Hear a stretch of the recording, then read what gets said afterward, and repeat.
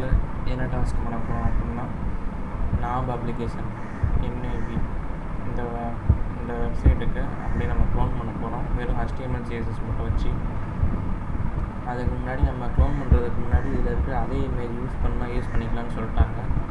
நான் அதனால் இமேஜை ஃபுல்லாக டவுன்லோட் பண்ணிக்கிறேன். எப்படி இமேஜ் டவுன்லோட் பண்ணணும் அப்படின்னு நான் ரைட் கிளிக் பண்ணி மவுஸில் இன்ஸ்பெக்ட்னு ஒரு ஆப்ஷன் இருக்கும்.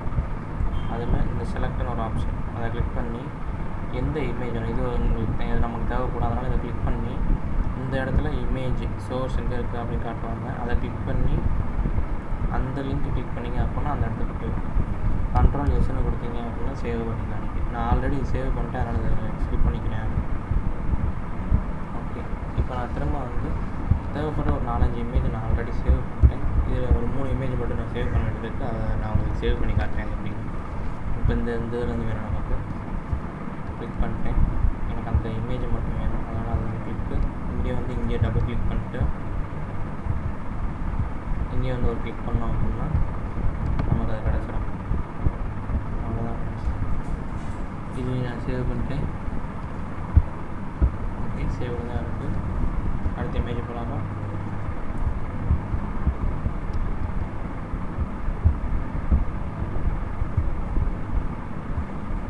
இந்த இமேஜ் தேவை நமக்கு இப்போ.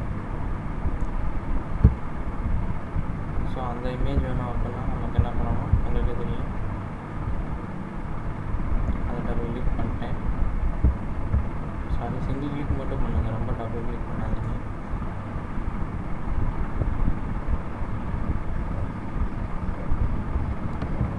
எனக்கு அதில் உள்ள இமேஜ் தான் வேணும், அதனால் சேவ் இமேஜ் மட்டும் நான் கொடுத்துக்கலாம்.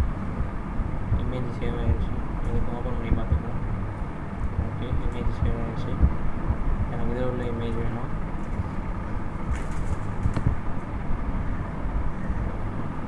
Okay, fine. கிட்டத்தட்ட எனக்கு எல்லா இமேஜும் முடிஞ்சுன்னு நினைக்கிறேன். இந்த 3 இமேஜ் இருந்துச்சு. அவ்வளோதான்.